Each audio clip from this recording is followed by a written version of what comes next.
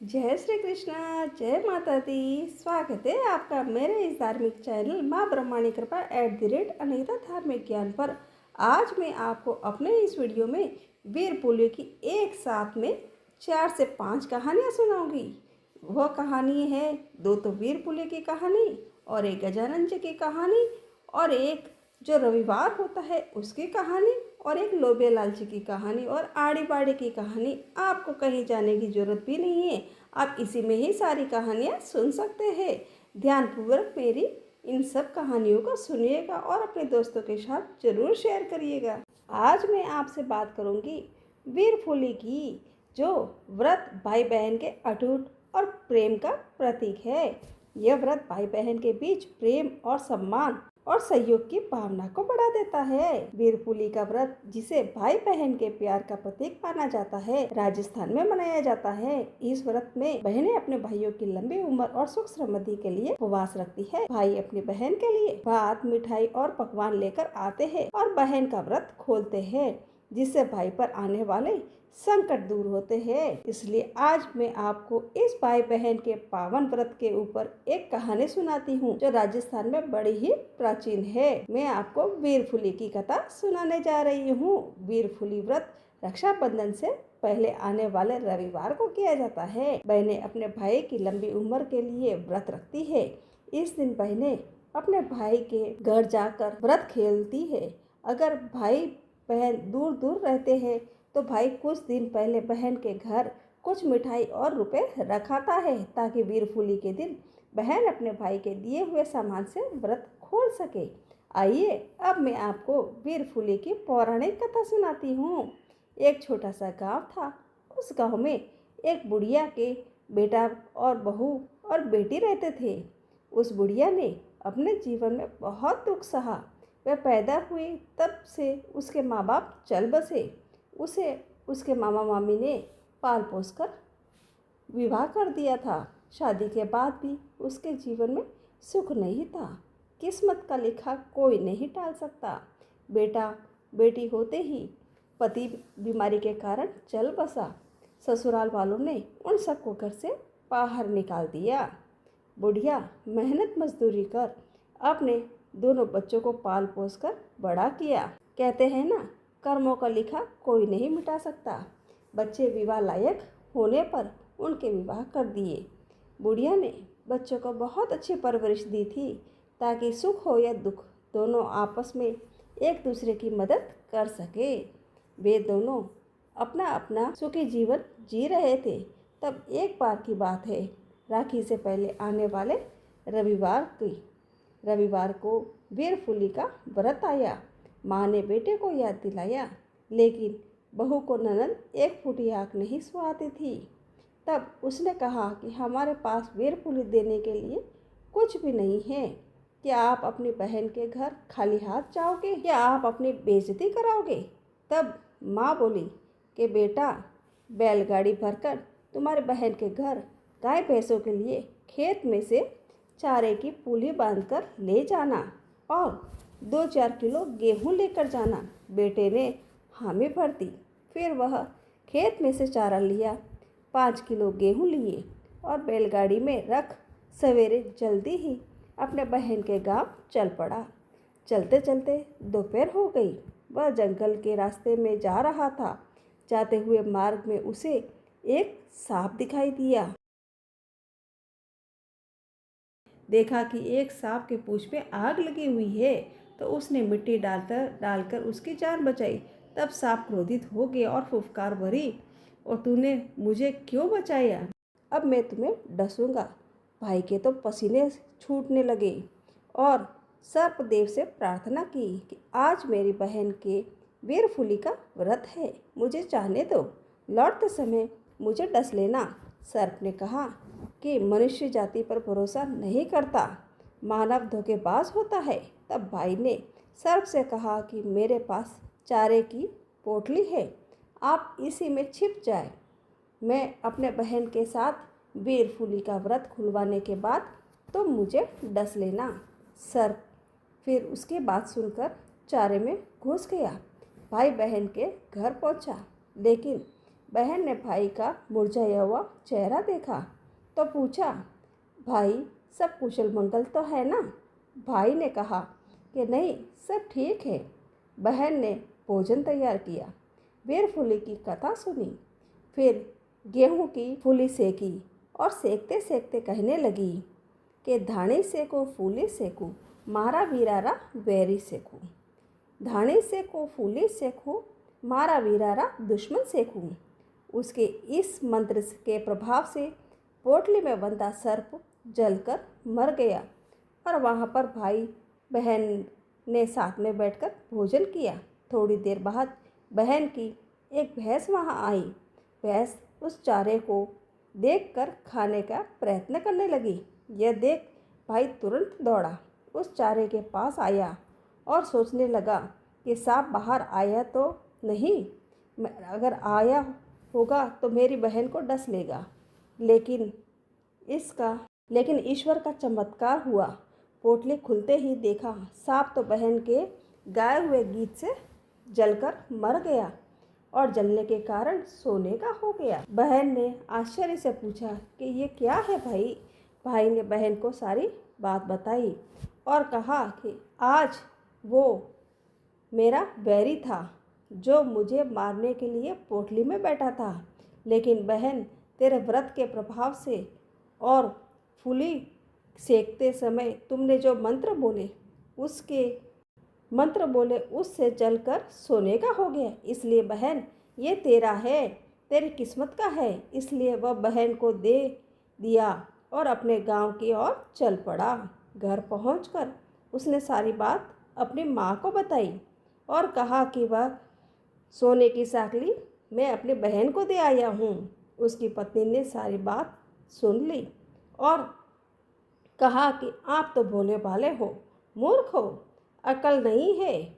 सोने का गहना कोई बहन को दे आता है? वह तो हमारा था। जाओ वापस वह सोने की साकली लेकर आओ। पति ने बहुत समझाया लेकिन वह एक न सुनी।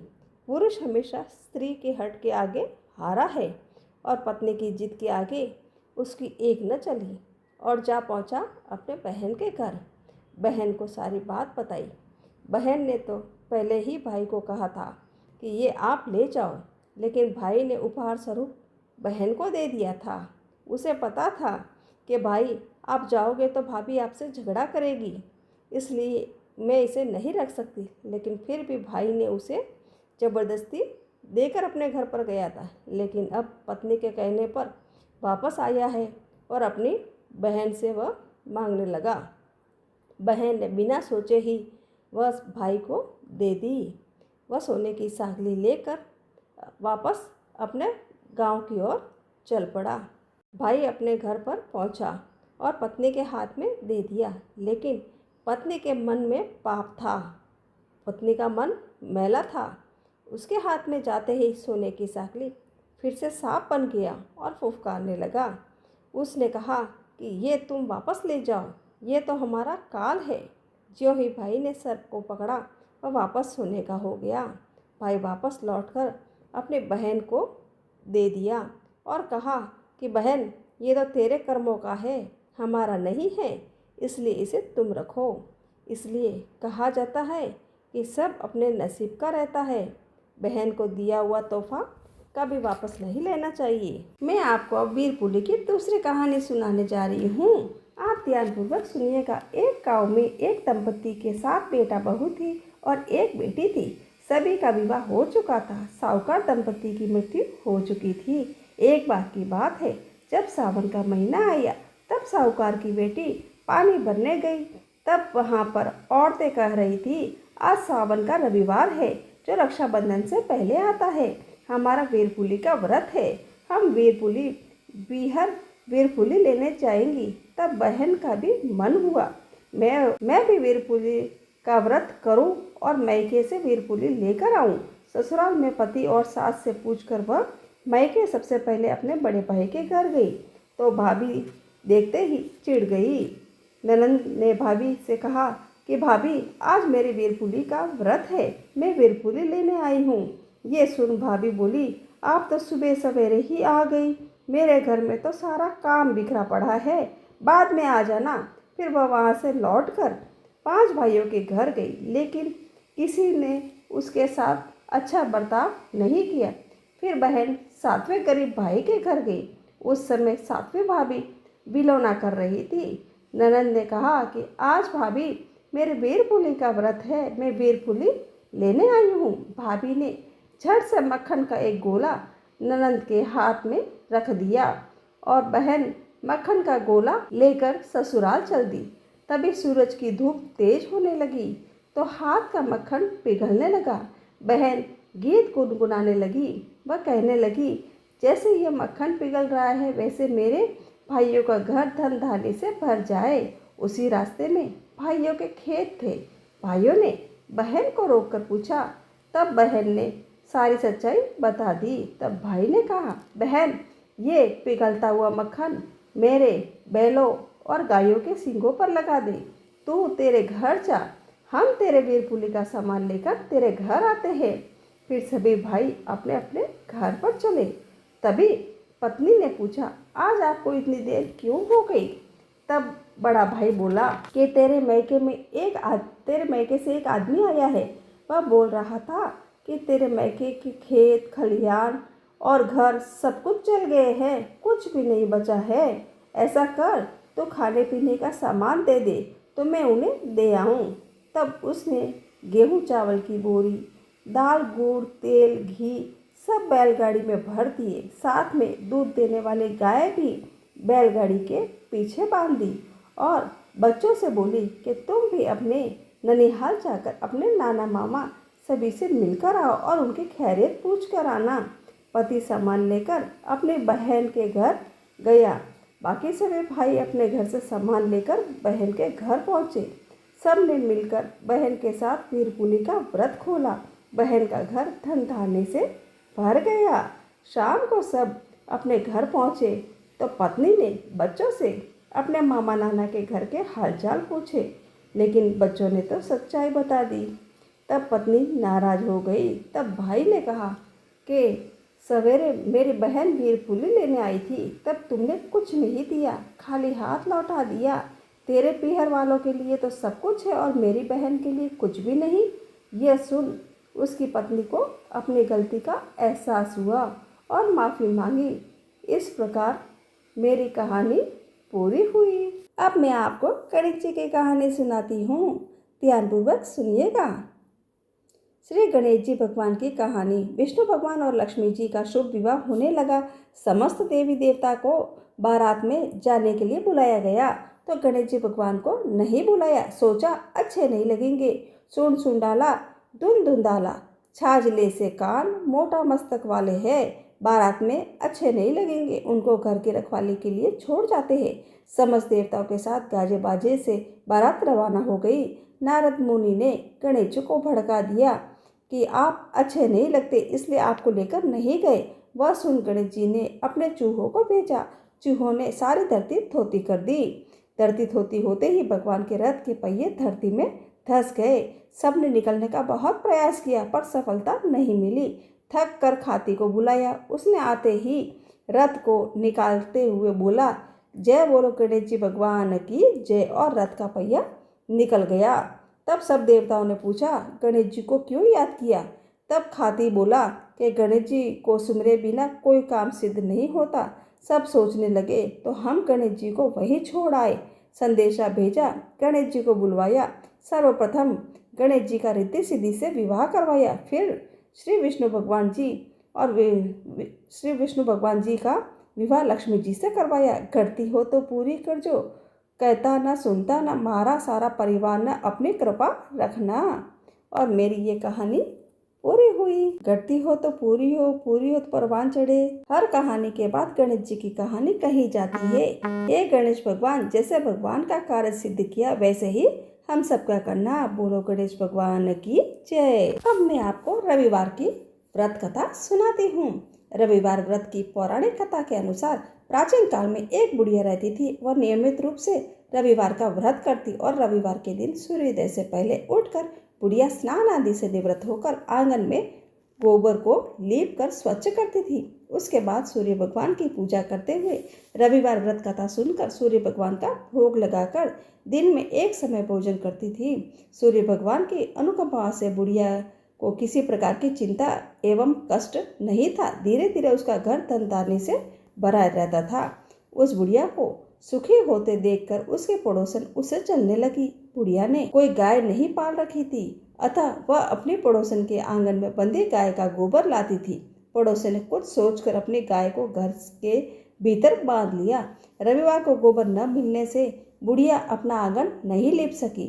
आंगन न लीप पाने के कारण उस बुढ़िया ने सूर्य भगवान को भोग नहीं लगाया और उस दिन स्वयं भी भोजन नहीं किया। सूर्यास्त होने पर बुढ़िया भूखी प्यासी सो गई। प्रातःकाल सूर्योदय से पूर्व उस बुढ़िया की आंख खुली तो वह अपने घर के आंगन में एक सुंदर गाय और बछड़े को देखकर हैरान हो गई। गाय को आंगन में बांधकर उसने जल्दी से उसे चारा लाकर खिलाया और पड़ोसन ने उस बुढ़िया के आंगन में बंधी सुंदर गाय और बछड़े को देखा तो वह उससे और अधिक जलने लगी। तभी गाय ने सोने का गोबर किया। गोबर को देखते ही पड़ोसन की आंखें फट गई। पड़ोसन ने उस बुढ़िया को आसपास न पाकर तुरंत उस गोबर को उठाया और अपने घर ले गई तथा अपने गाय का गोबर वहां रखाई। सोने के गोबर से पड़ोसन कुछ ही दिनों में धनवान हो गई। गाय प्रति दिन सूर्योदय से पूर्व सोने का गोबर किया करती थी और बुढ़िया के उठने के पहले पड़ोसन उस गोबर को उठाकर ले जाती थी। बहुत दिनों तक बुढ़िया को सोने के गोबर के बारे में कुछ पता नहीं था। बुढ़िया पहले की तरह हर रविवार को भगवान सूर्यदेव का व्रत करती रही और कथा सुनती रही। लेकिन सूर्य भगवान को जब पड़ोसन की चालाकी का पता चला तो उन्होंने तेज आंधी चलाई। आंधी का प्रकोप देखकर बुढ़िया ने गाय को घर के भीतर बांध दिया। सुबह उठकर बुढ़िया सोने का गोबर देखा, उसे बहुत आश्चर्य हुआ। उस दिन के बाद बुढ़िया गाय को घर के भीतर बांधने लगी। सोने के गोबर से बुढ़िया कुछ ही दिन में बहुत धनी हो गई। उस बुढ़िया के धनी होने से पड़ोसन बुरी तरह से जल भूनकर राख हो गई। अन्य कोई उपाय न देख पड़ोसन ने उस देश के राजा को सभा में जाकर शिकायत की और महाराज, मेरे पड़ोस में एक वृद्धा के पास गऊ है जो नित्य सोने का गोबर देती है। आप सोना प्राप्त कर उससे प्रजा का पालन कीजिए। वह वृद्धा इतने सोने का क्या करेगी। उसकी बात सुनकर राजा ने अपने दूतों को वृद्धा के घर से गऊ लाने का आदेश दिया।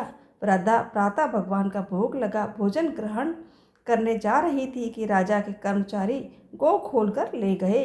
वृद्धा बहुत रोई और चिल्लाई, किंतु राजा के कर्मचारी के सामने उसकी कोई न चली। उस दिन वृद्धा गौ के वियोग से भोजन न कर सकी और रात भर रो रो कर ईश्वर से गौ को पुनः पाने के लिए प्रार्थना करती रही। राजा गौ को देखकर बहुत प्रसन्न हुआ, लेकिन अगले ही दिन सुबह जैसे ही वह उठा, महल गोबर से भरा दिखाई देने लगा। राजा यह देखकर घबरा गया। उसी रात सूर्य भगवान ने राजा को स्वप्न में कहा कि हे राजन, बुढ़िया की गाय व बछड़ा तुरंत लौटा दो, नहीं तो तुम पर विपत्ति का पहाड़ टूट पड़ेगा, तुम्हारा महल नष्ट हो जाएगा। सूर्य भगवान के स्वप्न में से बुरी तरह भयभीत राजा ने प्रातः उठते ही गाय और बछड़ा बुढ़िया को लौटा दिया। राजा ने बहुत सा धन देकर बुढ़िया से अपनी गलती के लिए क्षमा मांगी। राजा ने पड़ोसन और उसके पति को उनकी इस धृष्टता के लिए दंड दिया। फिर राजा ने पूरे राज्य में घोषणा करवाई कि सभी स्त्री पुरुष रविवार का व्रत किया करें। रविवार का व्रत करने से सभी लोगों के घर में धन धान्य से भर गए। राजतय में चारों ओर खुशहाली छा गई। स्त्री पुरुष सुखी जीवन यापन करने लगे तथा सभी लोगों का शारीरिक कष्ट भी दूर हो गया। ऐसे है हमारे सूर्य भगवान रविवार की कहानी। जय बोलो सूर्य भगवान की जय। अगर आप व्रत उपवास करते हैं तो लोबिया की बात कहानी जरूर सुननी चाहिए, नहीं तो आपके व्रत का फल लोबिया को मिलता है। इसलिए आपको आपके व्रत का पूरा फल तभी मिलेगा जब आप अपने व्रत के साथ लोबिया की कहानी सुनेंगे। अब मैं आपको लोबिया लाल जी की कहानी सुनाती हूँ, ध्यानपूर्वक सुनिएगा। एक लोबिया था, कठोर तपस्या करता था। एक पांव पर खड़ा होकर कठिन तप करने लगा था। उसने भगवान को प्रसन्न करने के लिए कठोर तप किया। उसके शरीर पर चिड़िया ने घोंसला भी बना लिया। तपस्या करते 12 वर्ष हो गए। भगवान ने सोचा, इसको इतना समय हो गया है, अब इसकी परीक्षा लेनी चाहिए। भगवान जानते थे ये बहुत लोभी है, इसलिए भगवान ने एक सोने की मुंदरी उसके पाँव के पास फेंक दी। तब लोबिया की नज़र उस मुंदरी पर पड़ी और उसने मुंदरी पाँव के नीचे दबा ली। भगवान की माया से भला कौन बच सका है। भगवान धरती पर आए और लोबिया से पूछा, ए लोबिया, तेरी तपस्या क्षीण हो गई है, तुझे इस तपस्या का फल नहीं मिलेगा। तब लोबिया ने अपनी गलती मानी और भगवान जी के चरण पकड़ लिए और पूछा कि हे भगवान, इस तपस्या का क्षीण कैसे जाएगा। तब भगवान ने उस पर दया आ गई और उन्होंने कहा, यदि रोटी बनाकर बाटियाँ नहीं बनावे तो फल तुझे मिलेगा। अगर आखिरी रोटी कुत्ते को नहीं बनाई तो फल तुझे मिलेगा। ब्राह्मण को जिमा कर दक्षिणा नहीं दी तो फल तुझे मिलेगा। सब कहानियाँ बोलने के बाद अगर तेरी कहानी नहीं सुनेगी तो फल तुझे मिलेगा। तभी से सभी व्रत की कहानी सुनने के बाद लोबिया की कहानी सुनी और कही जाती है। जब हमारी सभी कहानियाँ पूरी होती है तब आड़ी बाड़ी की कहानी बोलना चाहिए। आड़ी बाड़ी सोना की बाड़ी, जी में बैठी कान कुआड़ी, कई मांगे 36 करोड़, देवता मांगे बाड़ी सींचा, कई होवे अन्न होए, धन होए, लाज होए, लक्ष्मी होए, बिछड़िया को मेल होए, निपुति को पुत्र होए, सासू को पुरुषन, बहू को जिमन, ओढ़ भाई तपसी, जेम पाई लपसी, भाई को थान, भौजाई को मान, थाने थारो वार तारो फल और माने मारो व्रत को फल। पुली की सारी कहानियाँ पूरी हुई। कैसी लगी आपको मेरी ये कहानी? अगर आपको मेरी ये कहानी अच्छी लगी है तो आप मेरे इस वीडियो को लाइक करना, शेयर करना और अपने परिवार वालों के साथ और दोस्तों के साथ जो भी ये व्रत करता है उनके साथ ज़रूर शेयर करना ताकि उन्हें भी इन कहानियों का लाभ मिल सके। मिलते हैं अगले वीडियो तक। जय श्री कृष्णा, जय श्री राधे राधे।